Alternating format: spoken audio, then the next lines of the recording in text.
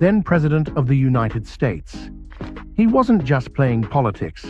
He was running a hard-hitting global business offensive through backdoor diplomacy. The demand shocked even Washington's inner circle. No talks, no deals, just a flat-out ultimatum. Hand over almost complete control of the country's newly found oil and gold reserves. It wasn't a negotiation. It was a threat, aimed right at the heart of Ouagadougou. Before we dive into this story, don't forget to hit that like button and subscribe for more content like this. Sources say the cable didn't just show up, it was hand-delivered by a trusted go-between, a former US military attaché flanked by private American security contractors. It landed on Captain Ibrahim Traoré's desk at dawn. The message? Crystal clear. Let US corporations start extracting oil and exporting gold immediately. Hand over long-term control of Burkina Faso's energy policy to an American-led economic board. Do it in 24 hours, or face sanctions, resource blockades, and internal sabotage. This wasn't diplomacy. This was a shakedown. Trump's tone was blunt, cold, and all business. We saved you from terrorism. Now it's time to pay up. But there was one thing Trump didn't count on. The man sitting across from that demand wasn't the type to fold. Captain Traoré didn't flinch. He summoned his intelligence chief, brought in his top military commander, and told them straight, "Tell the Americans, Burkina Faso is not for sale." By midday, the story exploded. African media lit up. From Lagos to Kinshasa, the headlines were everywhere. Trump demands Africa's resources. Traoré given 24-hour deadline. The world started watching, and Burkina Faso held its breath. But Traoré wasn't writing a reply with pen and paper. He was writing it with strategy and steel.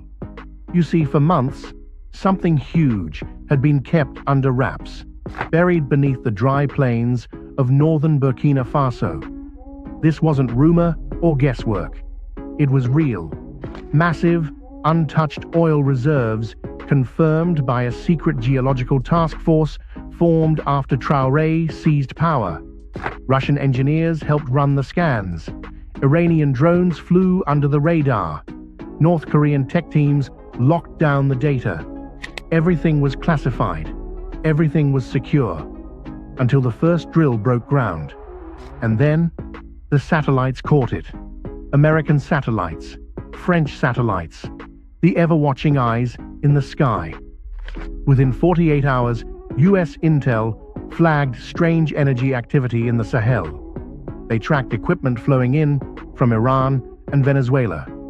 Encrypted messages hinted at a new sovereign petroleum corridor. And soon, the gold signals lit up too. Burkina Faso was already taking back its gold mines, quietly kicking out French-controlled companies and replacing them with national military units. The money no longer flowed to Paris. It was being redirected into a local development fund. And Washington understood exactly what this meant. Here was a country with oil and gold, not run by Wall Street, not answering to Paris, not begging the IMF, but backed by its own people, its own army, its own vision. That wasn't just defiance, that was a blueprint, and that scared the hell out of them. They didn't just want the oil, they wanted to kill the idea before Mali, Niger, Chad, or Congo got any bright ideas. That's when the phone calls started. From Exxon, from Chevron, from DC. Power players asking the same question. How do we shut this down before it becomes another Libya, only this time African-owned? Their answer? Send Trump. Send the threat. Force Traoré to kneel. But the man they picked, he doesn't kneel. When the message arrived in Ouagadougou, it wasn't dressed in diplomacy. It came wrapped in arrogance, the language of empire disguised as business. Trump's team delivered it like a business deal. But make no mistake, this wasn't negotiation. It was extortion. The demands were outlined in a 7-page document marked Confidential Strategic Resource Acquisition Framework. But the content was anything but subtle. 90% of Burkina Faso's oil production was to be granted to U.S. oil giants for stabilization and infrastructure purposes.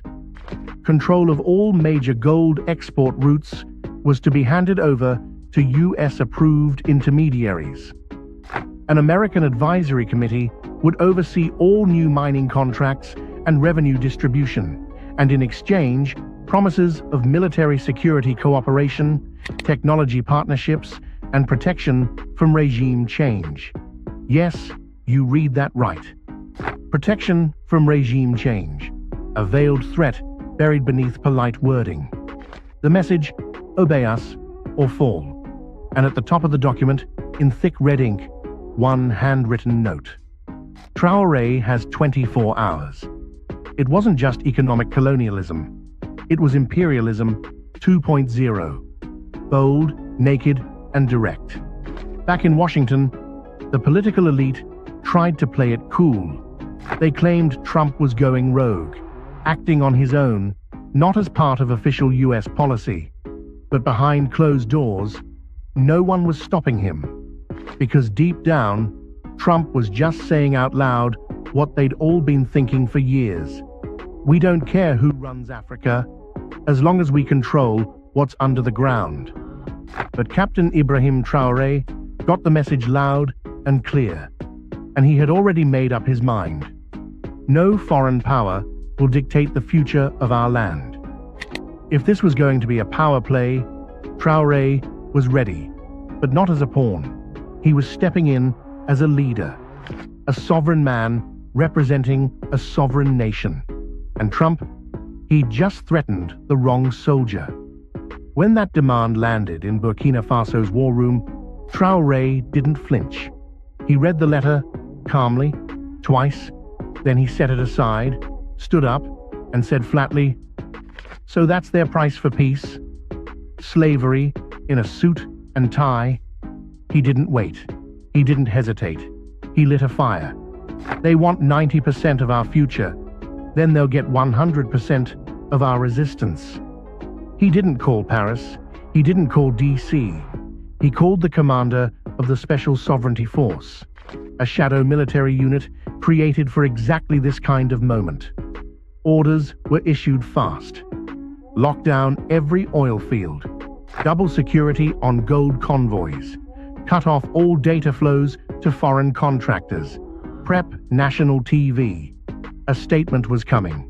By noon, the entire country was watching. The screen faded to black. Then came the flicker of a live feed. No fancy studio, no slick production. Just Traoré, in uniform. One hand on the Burkinabe flag, the other on a folder marked Confidential, U.S. Threat. His voice was calm. His stare was razor-sharp. To the people of Burkina Faso, and to our African brothers and sisters, an offer has been made to sell our oil, to sell our gold, to sell our honor in exchange for fear. He paused. The room held its breath. To those behind this insult, to Mr. Trump and his backers, you have misjudged us. We are not Libya. We are not Iraq. We are not your playground. We will never trade our land for your luxury. We will never bow to your bullets or your banks. You gave us 24 hours. Here's our response. You now have 24 hours to take your greed, your threats, and your arrogance, and leave African soil. He stood, saluted, and walked off screen.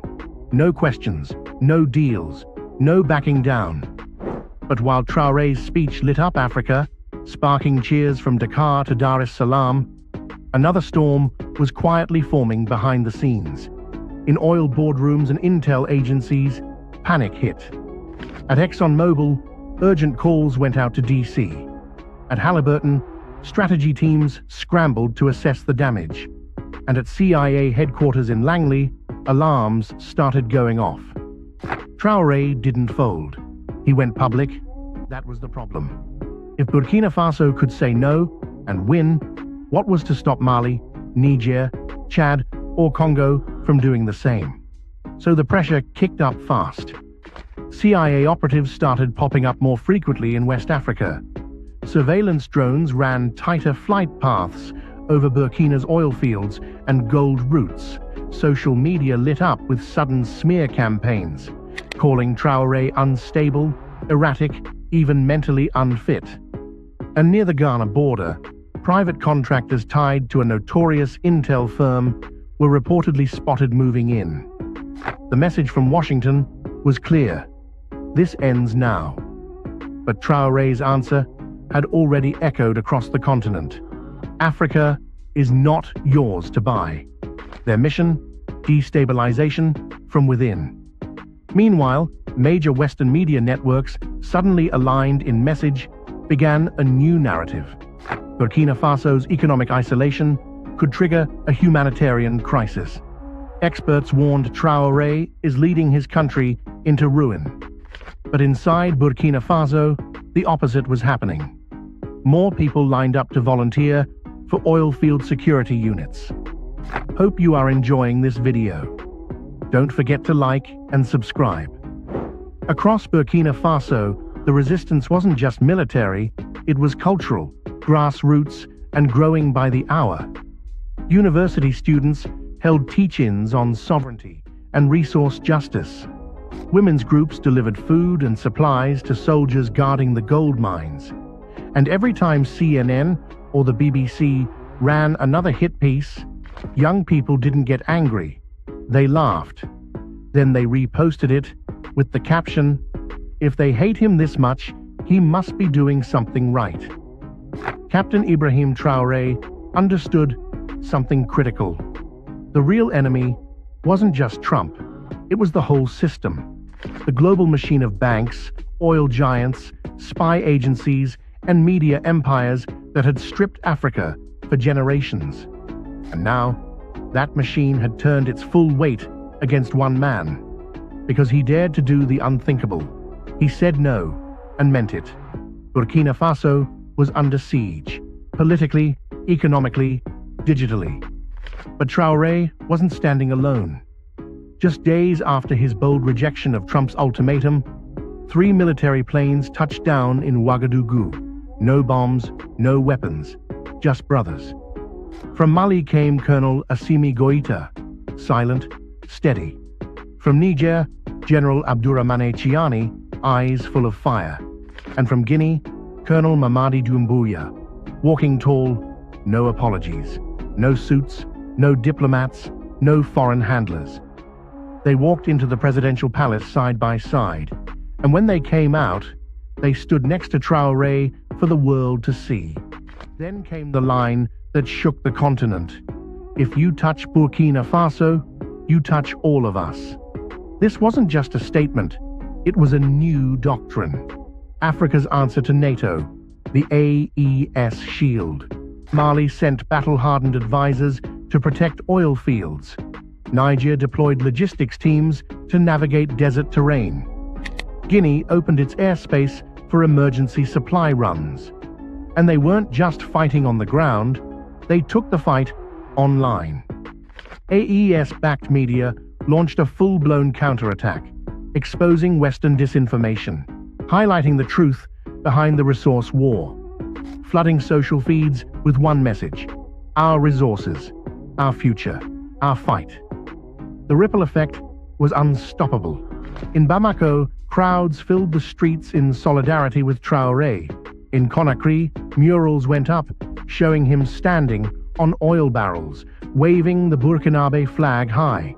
Even in Chad and the Central African Republic, youth groups chanted AES or death. Back in the West, intelligence agencies scrambled to keep up. But they'd missed one key thing. This wasn't just about Burkina Faso anymore. This was a Pan-African firewall.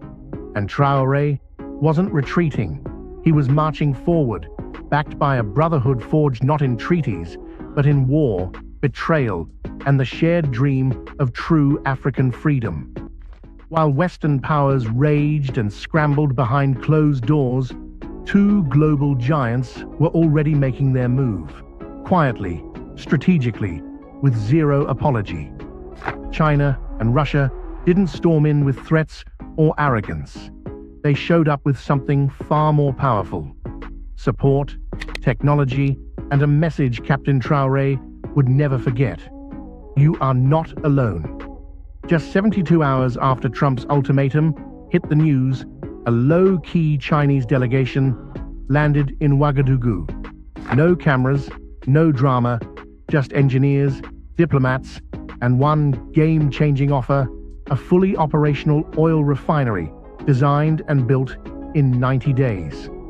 Gold valuation systems that completely cut out Western banks, and most importantly, a digital trade system powered by China's digital yuan, bypassing both the CFA franc and the US dollar entirely. Burkina Faso wouldn't just own its oil and gold, it would control every step of the value chain. And Russia? They were right behind. The very next day, a Russian Ilyushin military jet touched down at a secure airstrip. On board, advanced electronic warfare gear and dozens of unmarked crates labeled specialized defense assets. Translation: Burkina Faso's oil fields were now protected by Russian-grade anti-drone systems. Washington was stunned. CNN called it a dangerous new axis. The State Department accused Traoré of selling out to dictatorships.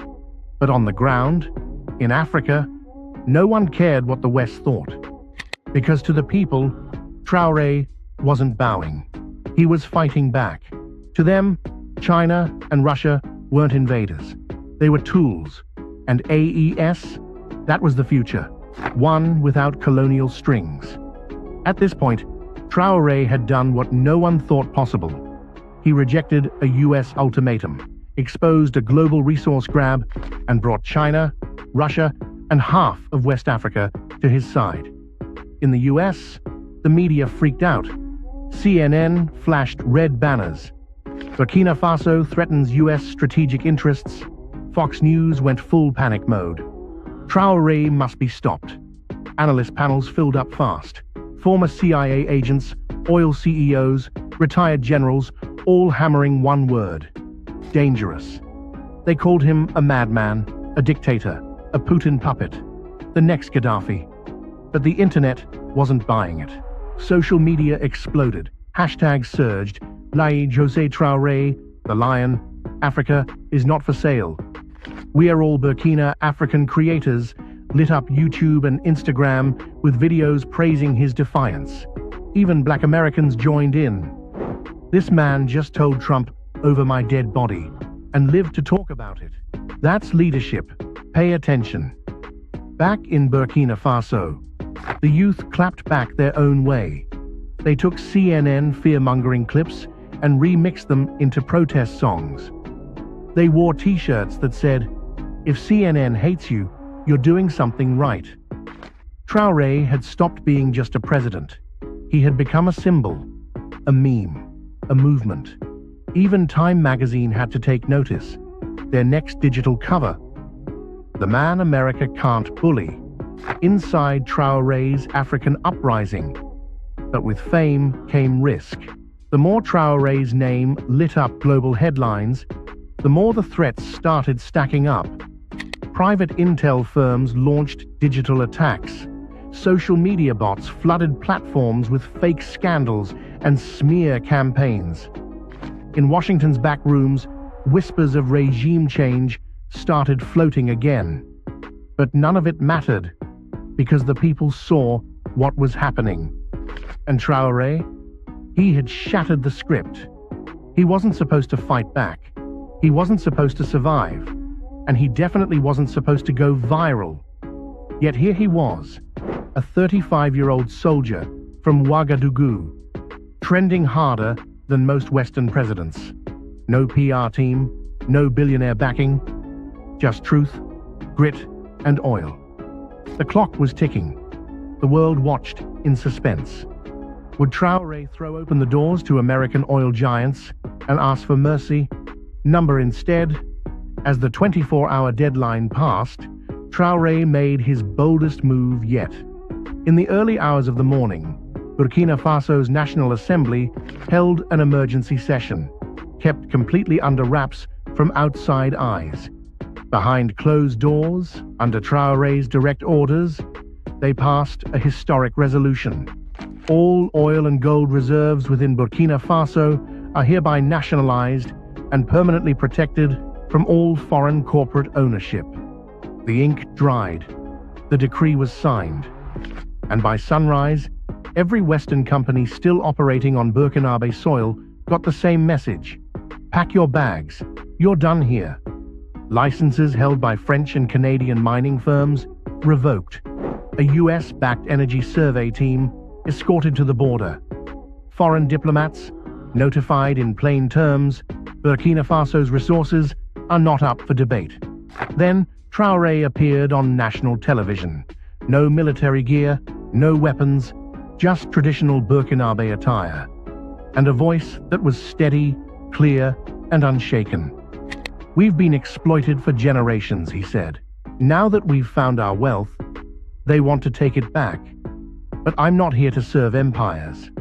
I'm here to serve a people who've suffered too long. He paused, then delivered the line that echoed from radios to rooftops. Burkina Faso is not afraid, and I will not negotiate with thieves. Outside, the streets erupted. Drums, fireworks, dancing. Crowds chanted through the capital. He said no. He said no. He said no. Online, the movement caught fire again. Young Africans posted videos holding up fuel, soil, coins, whispering one phrase, "We protect what's ours." Trump's deadline had come and gone. The threat had failed. And Traoré, he didn't just survive the pressure, he rewrote the rules.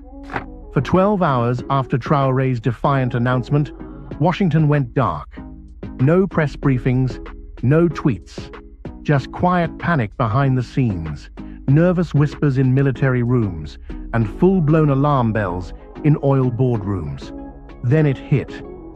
At exactly 7:42 a.m. Eastern Time, Donald J. Trump broke the silence with a single all-caps tweet. Traoré just made the biggest mistake of his life. Africa will pay for this. The internet exploded. Journalists scrambled for quotes. Cable news turned into a shouting match. Markets in New York dipped as traders braced for the worst. But in Ouagadougou, Captain Traoré didn't flinch. When his aides showed him the tweet, he reportedly chuckled and said, "That's the sound of an empire losing control." Still, the threat behind the bluster was very real. Satellite activity over West Africa tripled. The US Navy quietly repositioned 2 ships closer to the Gulf of Guinea. AFRICOM issued a discreet warning about rising regional instability. Burkina Faso's military didn't wait. Anti-air defenses went live. Gold transport routes were locked down. Special forces deployed to oil fields and key points around the capital. AES allies responded immediately. Mali sent armored units across the border. Nigeria activated air defense radar to monitor shared skies. Guinea dropped a bombshell, a joint rapid response pact, promising immediate retaliation for any foreign attack on Burkina Faso. But what happened next stunned the world. This wasn't just about governments anymore. Everyday people across the continent rose up. In Nigeria, South Africa, Kenya, Senegal, thousands flooded the streets outside US embassies. These weren't ordinary protests. They were warnings. Placards read, "Touch Traoré and you touch all of us. Africa is not your minefield. Keep your democracy, we'll keep our dignity." Back in DC, Trump was reportedly furious that the pressure campaign wasn't working. But the final blow didn't come from a government. It came from a video, just 43 seconds long, posted by Traoré. It went global in hours. Looking straight into the camera, calm and unshaken, he said, "This is not just about oil. This is not just about gold. This is about the soul of Africa. And I would rather die standing than live kneeling. Within 24 hours, the video had been reposted over 12 million times. Former African presidents began speaking out, breaking years of silence. One by one, they called Traoré the start of a new era, a new kind of leader. The world held its breath.